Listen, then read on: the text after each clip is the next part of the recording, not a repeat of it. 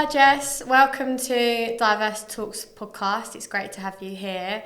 I guess just to kind of kick things off, it would be good to get a quick intro as to who you are and what you've been doing in the world of tech. Cool, yeah, thanks for having me on the podcast. So I'm Jess, I'm currently an engineering manager at Check and Trade. I've been in tech for probably the past 7-8 years or so now. Started off as a software engineer, and in the past 2 years or so sort of transitioned into the engineering manager role. I started off my engineering management role in like a smaller company just to see if it's the kind of thing I wanted to do. Since I went into it, I was like, oh, this feels like me. This is really like natural. I like managing people. I like organising projects and stuff day to day. I thought after that, let me go back into a bigger company, and then I moved to Check and Trade, and I love it. Like, there's so many things to work with, so many different personalities to work with. There's always like good ideas jumping around when you're working with so many talented people as well. So yeah, I enjoyed it so much, like especially the people aspect of it, to be honest. Yeah, and I mean obviously it's no secret that women are a minority in the world of tech, and even more so in leadership. Mm-hmm. So was there any struggles of you kind of taking that step into leadership? Yeah, do you know what? It was always one of those things where like I never really thought about it until I started to see more women in leadership, and I think it kind of clicked with me in one of my workplaces where there was a woman joining, and she became CTO at the time. And I think that was the first time I kind of saw a woman at that level, and I was like, oh, okay, wow, like she can do it. And I remember sort of like booking a chat with her and being like, oh, how did you get here? Like, what did you do? And then her sort of telling me her story of being a software engineer and moving up and, moving into CTO made me think like, why can't I do that as well? So now it's really important for me as an engineering leader to like share my story and mentor like younger junior women coming into tech as well. So again, I think we all need role models to inspire us to think, okay, we can do this, like we can get out there. So. Yeah, 100%. I think it's all in that like visual representation, isn't it? Yeah. You can't be what you can't see. So exactly. Having that there is so important. And I guess within like organisations and the work that you do around like DEI and women in tech specifically, what are the kind of initiatives that you run? How do you support more junior women? So that others can kind of do the same? Yeah, so there's quite a few things I'm doing at the moment. So as I said, mentoring is one of the big things that's really important to me. So I open myself up to mentoring. I think I'm mentoring about 3 young women in Check and Trade at the moment who are interested in kind of progressing up to that engineering manager level at some point. We have kind of regular mentoring sessions. We talk through kind of challenges. Things they may be feeling, issues they may face. I think imposter syndrome is a big one as well. It's always important to highlight that, we do experience that a lot as a minority in tech. So I think that's the constant hot topic at the moment is how do we kind of move past that imposter syndrome and how do we get more confident with ourselves. So yeah, that's a lot of the mentoring side of things. I also run like a women in tech community at Check and Trade at the moment as well. So again, that's open to like anyone, not just women in tech, but women in tech and allies. So allyship is another really, really important thing that I'm passionate about as well. So the purpose of an ally is not necessarily a woman who's in tech. It can be, a man in tech, it could be someone else in the business, but they are supportive of the women in tech and, helping them speak up and stand out and, sort of understanding our problems and our challenges. So, we have a lot of really good allies at Check and Trade as well, who will kind of support the initiatives we have and like work really hard to actually understand the challenges that we do face as a minority in tech. And again, I think this is a big thing that helps women who are, earlier on in their career into tech sort of have the confidence to move up. One of the reasons I actually got into software engineering, so when I was at university, I had a male lecturer who was teaching like the programming practical class, and I remember one day he said to me, you're really good at coding, like have you ever thought about going into software engineering? And then that was probably the first time I thought like, oh, could I go into software engineering? Like, I did computer science at uni, but I always thought I'd go more down like the project management route or something like that, where there's more women in that area. But I never initially thought about going straight into a software engineering role. And again, it's just having that ally who sort of brought that forward to me to think, oh, like maybe I should do that. And he did mention, he's like, you know, there's a real minority of women in tech, like it's a really great thing to go into software engineering. So yeah, just having great allies as well is so important. Yeah, and I know you do a lot of work like on the junior side, probably because like if you're looking at the numbers in tech, like they are what they are at a senior level, it's really hard to change that. So I guess like what initiatives can you drive in like hiring processes as well to kind of like really encourage like more junior diverse talent? So it's really important to get more juniors in. As we said, it's really hard to actually hire in diverse talent at a senior level. So I think if there's one way we're going to change that, we have to focus on our future generations. So there's multiple things we can start doing.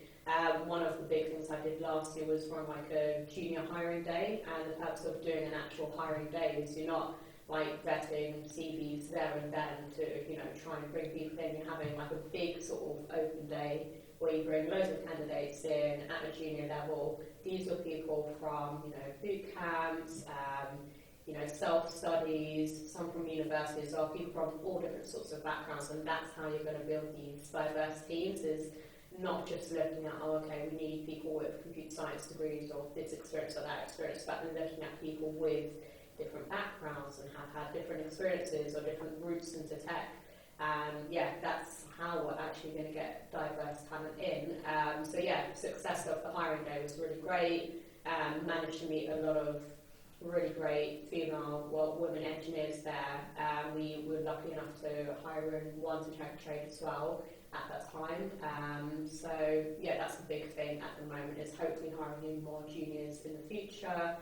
And I think another thing that I'm really keen on doing as well is just being able to speak out to younger generations, whether it's like younger women studying computer science at school and thinking, oh, okay, is this the right topic for me, or, you know, should I go into tech? And it's just educating women from an early age that yes, you can go into tech. Like, you know, there are people like me and you in tech. Like, we're here to support you.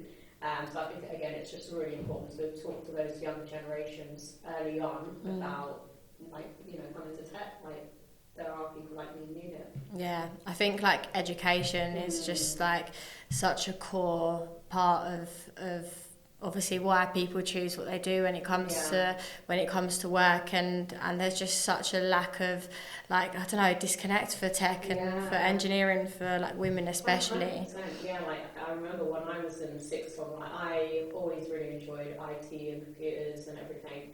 We didn't really have computer science when I was in sixth form, but I did IT at the time, and like, I was the only woman in my class, and then it sort of had me thinking, like, oh, do I really want to go down the road of like even doing computer science at uni? But I kind of took a risk going, like, for myself, it felt like a big risk saying, oh, okay, let me go to doing computer science. Like, are there going to be, again, other people like me there? And then joining my course, there was probably about 5 other women on my course, of like a course of 200 people in total. So it was really scary sort of making that jump and thinking like, oh, like, do I want to stay here? Is this the right industry for me? Like, I feel like such a minority, and, you know, sometimes it does push you out when you see yourself as such a minority. Yeah. Do you think that organisations can probably do more within the educational system to, especially like tech organisations, to really like challenge that? Yeah, I think there's a lot we can be doing as organisations. I think, again, it comes down to educating, spreading the word. Like, you know, there's companies that do sort of open days where they invite maybe secondary school children in to say that this is what you can kind of do in the tech industry. It's not just software engineers, there's product managers, designers, UX, all of that. And I think it's just highlighting the fact that, you know, you're not necessarily set on a path to be one thing, because there's so many different opportunities in tech that you can do. And again, just showing the younger generations that there are people like you and me going into tech, and, you know, there's only only going to get more and more of us as well. So now is an amazing time to join tech because, you know, there's so many people around you supporting you, having been on your journeys. So yeah, it's a really great time to join. Yeah, definitely. And I guess on like the retention side of things, which is also quite a big issue within the technology industry, especially with women.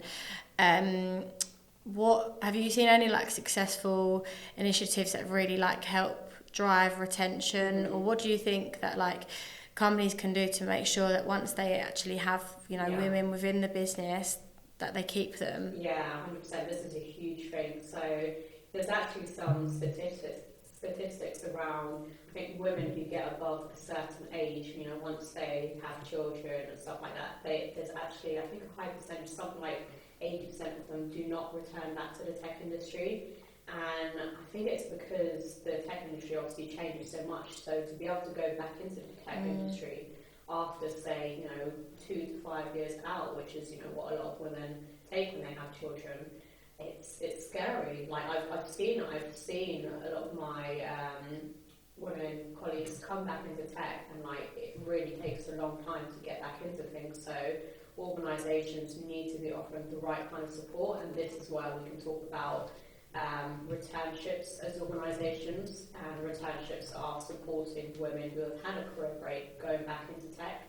So rather than losing women because, you know, it's really, really hard to get up to speed by yourself, you have organisations supporting women, gradually helping them come back into tech with the right training, the right support, giving them more flexibility, you know, like kind of a phased approach of coming back into tech. And I've seen this work really well in companies, and I've spoken to a lot of companies where this works as well. And yeah, it's a big thing on my list as well to sort of put in place a good kind of returnship for women returners as well. Yeah. So you mentioned like mentorship, and I guess in terms of like programs internally that companies can drive, what sort of impact does that have within organisations, and why is it so important to like DEI? Yeah, I think this is a huge thing, and it's something we actually do really well at Check and Trade. So not just within tech, but we have like a company-wide mentorship scheme where, you know, anyone can sign up to be a mentor, and you kind of get matched up with people who want to be mentees for different reasons. So I think a lot of the time we get a lot of people who want to progress or who want some knowledge on how they can move up on the ladder. And it's really important, again, just inspiring that younger generation, or not necessarily younger generation, but people from different backgrounds, or people who might not have so much exposure to doing those jobs already, or to moving up into different roles, like how they can do so. Like at the moment, I think I'm mentoring one other person in Check and Trade who just wants to generally move up to like a manager in her role, and again, just having that input from not necessarily being in the same tech sector, like being in tech, but having that experience of following like a junior path and then having the confidence to move up to a manager. It's just inspiring to others, I think, and yeah, that's how we can create a better balance of D&I, just by again inspiring people who do want to move up and do want to have that progression. Yeah. And how is it like rolled out? Do you have like weekly syncs with your mentee, or is it, how's it structured? So I think a good thing to do, so what I do is like I guess a mentoring contract almost. So you kind of set out something, this is your initial mentoring session with that person. You kind of set some expectations on what you're looking for in the mentoring, like what the end goal is for the mentoring, how long you want to do it for, how frequently you want to do those sessions for. Because the idea of mentoring is, you know, it's a great thing to do, but it's almost not supposed to be forever, or, you know, you can change the kind of direction of the mentoring. But once you set out that specific, okay, what are you looking for in the mentoring? What's your end goal? Well, yeah, I want to become a manager, or I want to have the confidence to apply to this role. And then you kind of, it helps you set some timelines and set some boundaries and figure out like how often you want to be involved in those sessions and what works for you and your mentee, because everyone's different. Like some people will want the support to have bi-weekly sessions, some people will be a bit more Autonomous can say, you know what, I only want sessions once a month because, you know, I'm doing all of X, Y, Z. So yeah, I think just having an initial mentoring contract between you and your mentee that is personalised to you and your mentee, that is so important as well. Yeah. And I know previously when we've spoken, we've sort of touched on like ongoing training programs and like skill development to kind of encourage or support like diverse candidates. So what is the like, I guess, impacts on like rolling out those initiatives, and like why is it important? Yeah, I think it's just like giving opportunities to those kind of young candidates or to ones with more diverse backgrounds and giving them the right resources as well. So one of the things we actually do as well at Check a Trade, which I think is really great, is we have learning time. Learning time, which is sort of 10% of your sprint time, so maybe like a Friday afternoon or something. Every engineer gets the opportunity to go off and learn about something that's, you know, helping them with their job role, something technical, developing their skills, and then you kind of come back and you can share that with your teams as well. So I think it inspires a lot of younger candidates or people from diverse backgrounds to, you know, understand that, well, great, we actually have this opportunity to continue our personal development, knowledge share with our teams, learn from each other, and it creates like communities of people like knowledge sharing and learning and that back and forth, and yeah, just getting everyone involved really. And I think that's a really important thing for culture, is just getting everyone involved in those kind of knowledge sharings and learnings and stuff. Yeah, definitely. And are there any other initiatives that kind of come to mind that you've seen like really successful, especially like within DEI?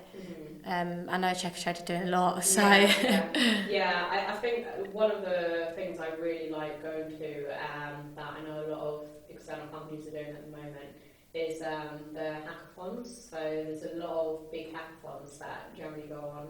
I think there's loads around London really, which again, it's kind of like an inspirational thing. So these hackathons are not necessarily for people who are coding. It can be for people who actually want to get into code, who want to learn a bit about coding. So often when I go to these hackathons, I usually go as like a technical mentor. But actually, most of the candidates, you may get like a fair amount of engineers there, but you also get a lot of people transitioning from, I don't know, who are coming from boot camps, who are just getting into coding.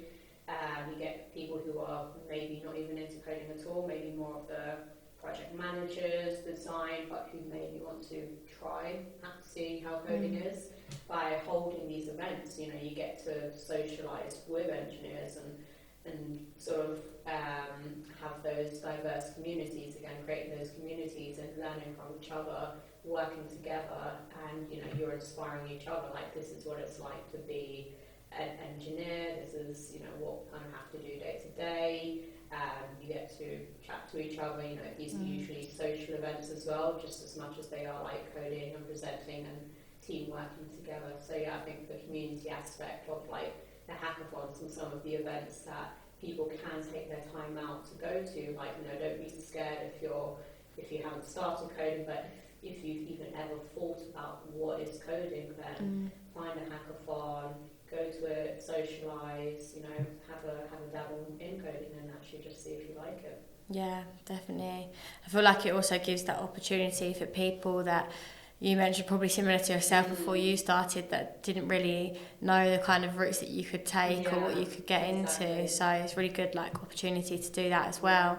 Do you see a lot of junior devs come into that then, or like potentials? Yeah, like last hackathon I went to, it's not just like junior devs, but it's people who are just like really starting out on, okay, do I want to go into engineering? So I really enjoy meeting a lot of the people who are not necessarily, you know, into coding then yet, but the people who are coming from the boot camps or going through career changes as well. So obviously a lot of the boot camps are for career changes. So, you know, you get people from all sorts of backgrounds, teachers, nurses, whatever, that are coming into these hackathons and saying like, oh, you know, like, had a friend in coding, or I've seen some stuff on YouTube about coding. Like, I really just came here to try it. And I think that's the great thing about it. You just get so many people who just want to try coding, and yeah, that's it. That's essentially what juniors are. You don't have to be someone who's done a course or started to code yourself. It's just people who want to try it. Yeah.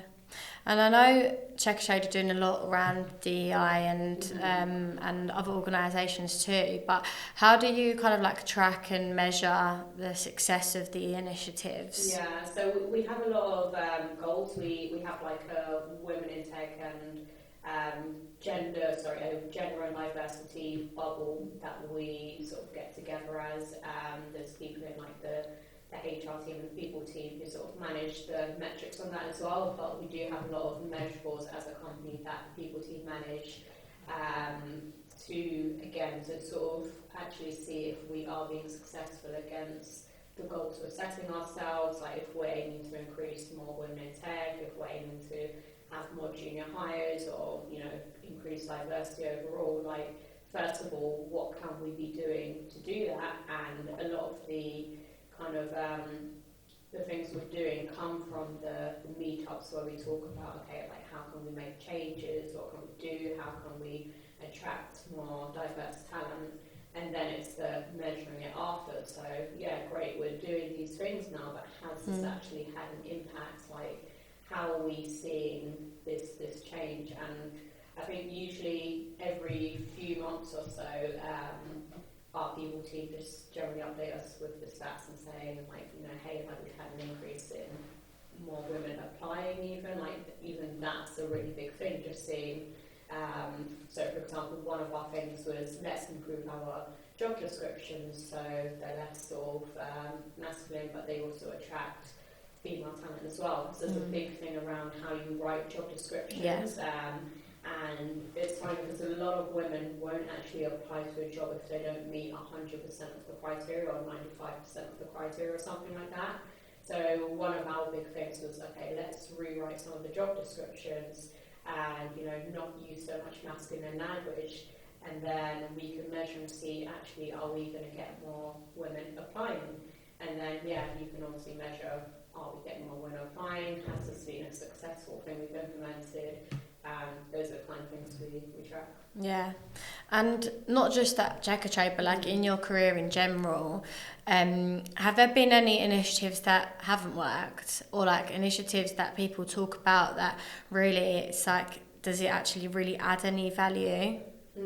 That's a difficult one. I think any ideas and anything that people have to try and improve diversity overall, as long as you kind of put something forward and have a group of people working towards a certain goal or a certain initiative, like, you can make it work. It's just how much effort you have to put into some things to make them work that not necessarily everyone has the time to do. So I think the most important thing when making these initiatives is giving the time to them, because a lot of the time when they fail, it's just because we haven't given enough time to sort of do the process and put the thoughts in and work towards it. Like, we do have to really put in the time to make these things work. Yeah, definitely. And then I guess in terms of like diversity is obviously really broad outside of gender as well. Do you get involved in any other initiatives with like neurodiversity, for example, or anything else that kind of falls into diversity? Personally, not at the moment, but I think it is a big thing on my list. So in my teams, I have a lot of neurodiverse people as well, people who have ADHD or autism. And for me, it's really important to make sure that I'm supporting those team members. So, it's often in one-to-ones, and I think this is something that managers obviously need to do, is checking in with your direct reports, checking they're okay, checking their well-being, like how's work going, how are you doing, and that's how we can better support neurodiverse people in our teams. Like, I had one of my direct reports recently say, my ADHD is not great when I'm in the office and there's too many people, so it's about sort of like setting up the time and figuring out what I can do to help my direct report be able to work better, be able to be more efficient, and understanding the problems they may face as a person who has neurodiversity.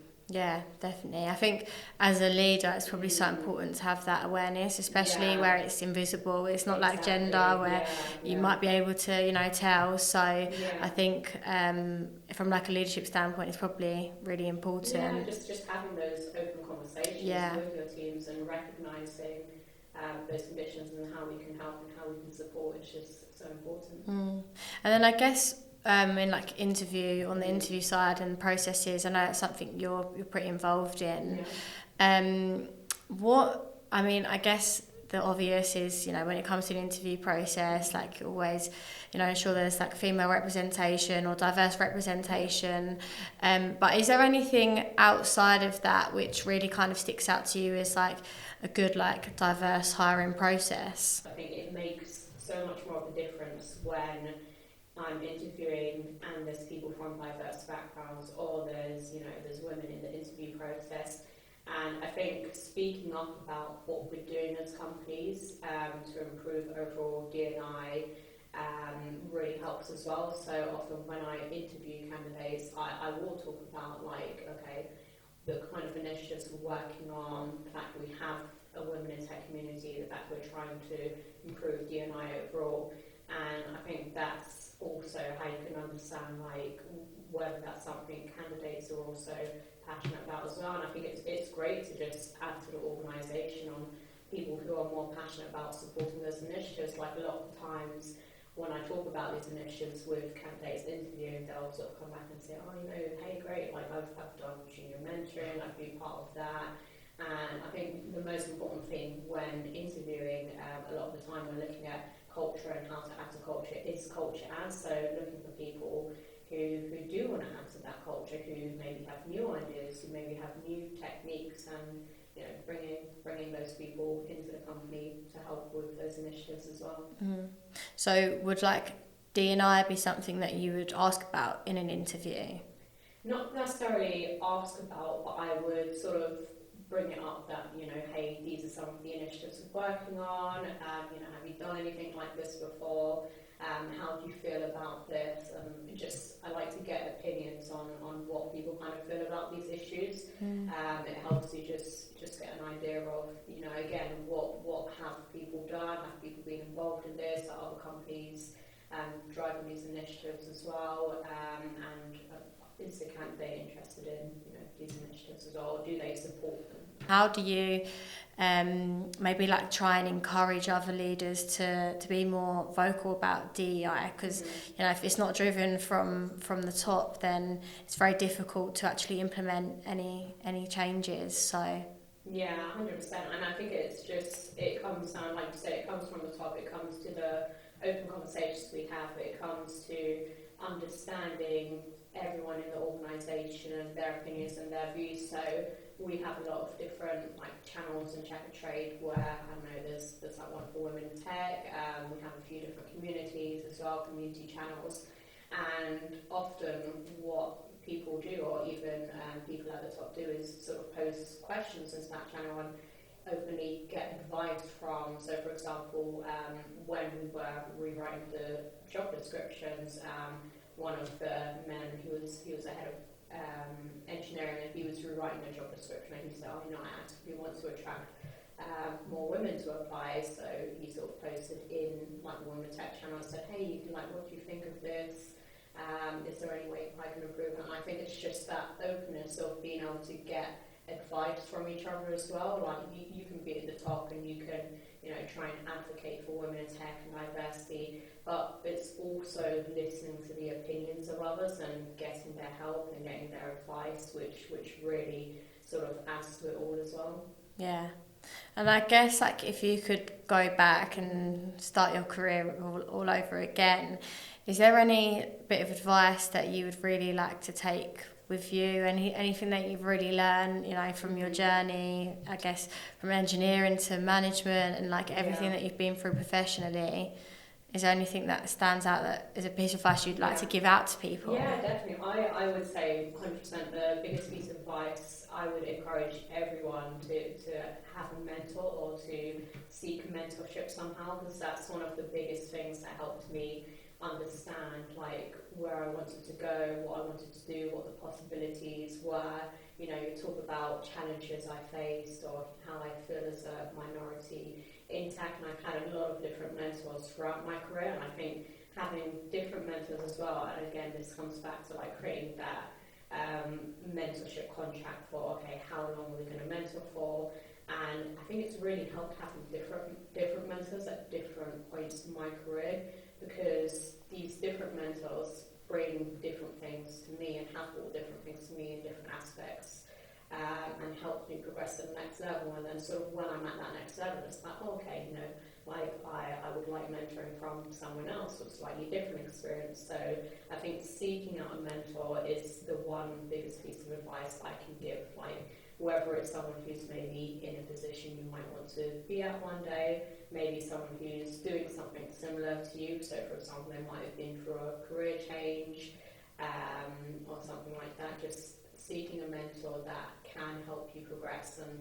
you can sort of talk to, because we can all have people in our teams who, you know, are managers, and people in our teams who help us, and, you know, people in our teams help us every day, our direct managers help us every day, but a mentor is someone who's outside of your team, who doesn't have that bias of, you know, what you're doing in your team or how things are doing in your day-to-day work. They are there to mentor you on your, I guess, career progression out, just thinking outside of the box, outside of the team, thinking about you as a person and where you want to be. Yeah.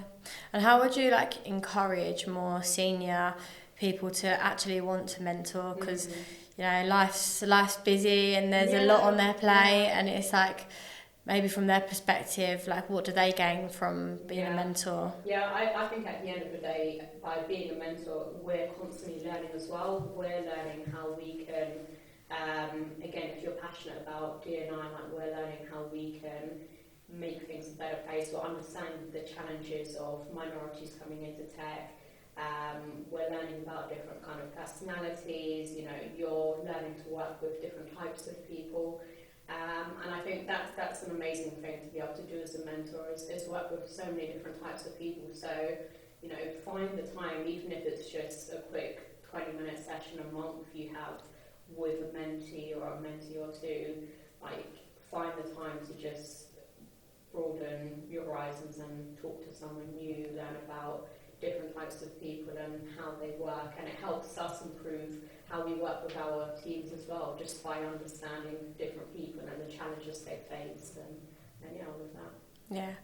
And so we've spoken about like hiring diverse candidates probably from a junior perspective, and obviously the more senior you go, the harder it is. Is there any initiatives that you've seen that have really like helped with diverse hiring at a more senior level?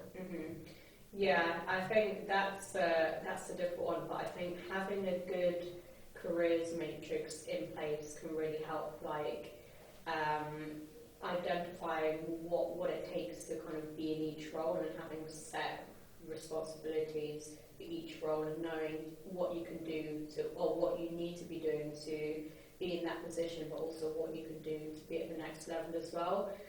So I think it also encourages not just people to come in at a senior level, but people to come in at a more junior level, but knowing that that company has a progression path and a careers matrix.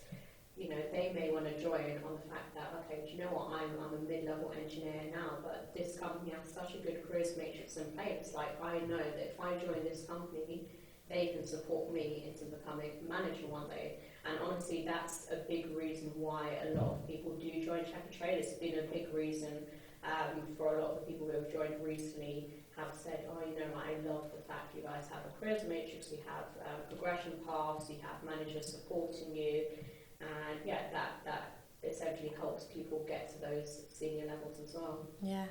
And how do you get those like career matrix in place and really like structure that career path for them? Yeah, so you really have to, you know, sit down and think, as an organisation, like between your department and the people team, like what are our expectations of this role, like what are the responsibilities of this role, what kind of standards do we want to set in our teams, and then that almost defines your responsibilities in the role, and then you have to think about the wider department and what it looks like do we have I guess like a certain structure we want to follow? Do we want people to have the opportunity to progress to, I don't know, like associate engineering managers, or like do they have to go all the way to senior to then be an engineering manager? And I think sometimes introducing more of those associate roles is really beneficial as well. So at Check-A-Train we have associate engineers, and we also have associate EM roles as well. So that almost there just automatically says, there is an opportunity to not just go straight into an EM role, but you can try it first. You can be more of an associate EM. Like there's opportunities to progress from like a mid-level engineer to like an associate EM level as well, by creating those junior positions. Again, we're attracting more people who may not necessarily think or have the confidence to say, I want to do this role fully right now, but I want to go into an associate role. So just highlighting those kind of positions on your careers matrix, and that your organisation has associate positions available, I think is really great as well. Mm. And how do you make that publicly known? Is it something that you just kind of advertise where you can, or is it like? Yeah, it's a hard one because I guess people don't really put their careers matrices on the job descriptions and stuff like that. I found that the best way to sort of get this information out is like when I talk at events or hackathons and things like that. I always try to mention to people or talk about the fact that we do have this career progression path and what we do. And I think if organisations, again, this comes down to just getting out there more, attending events, attending meetups, different types of events where maybe you're talking to schools or to people from boot camps who are looking to go into tech. Just start mentioning your careers matrix and how you progress people as a company, because I think that's just important to potential candidates, just as important as anything else, like the culture, the diversity, what you're going to be doing in your day-to-day. Like mention the fact that you can actually progress and what it means to have this kind of careers matrix. Yeah. And would you say that personal branding side of things and having people within your organisation that can really champion what you're doing and champion initiatives like DEI, would you say that's really important in terms of how DEI looks internally as well, pushing that out? Yeah, it's a huge thing because I think personal branding and just having that kind of stuff on even LinkedIn these days, and having people in your company who advocate for D&I, it does attract candidates. We often get a lot of candidates who say, oh great, I've had people actually when we was doing the junior hiring day come to me and say, oh you're Jess, I've seen you on your podcast and stuff, I love them. And it's great just seeing juniors like that who have seen me on podcasts or seen some of the things that I'm talking about, and almost want to be part of the company because they've heard some inspirational things about the company. Again, I'm trying to talk about these things in podcasts and what we do and at events, and it does attract people. It's a huge thing for attracting new talent, younger talent, diverse talent. It's just getting your branding out there as a company and personal branding as well. Before I do wrap it up, is there anything else that we haven't covered that maybe you'd like to touch on, or? No, I think we've covered quite a lot. But I would say definitely just for all the juniors out there, kind of, if tech has ever crossed your mind, or if you've thought about what is software engineering, definitely don't be afraid to reach out to, mentors in your network, or attend an event, or just, reach out to someone on LinkedIn and get a bit more information as well. There are so many people in tech who are allies to help get more talent, younger emerging talent, diverse talent into tech, who are very happy to give advice and mentor on the way. Reach out if you're interested in tech. Yeah, definitely. Well, thank you for everything that you do to kind of advocate for DEI and within the space. It's really inspiring to see, and having that visual representation is so important. So yeah, it's been amazing to have you on the podcast. So thank you so much for joining, and that's it. Thank you for watching this episode, and if you want to hear more, then please subscribe.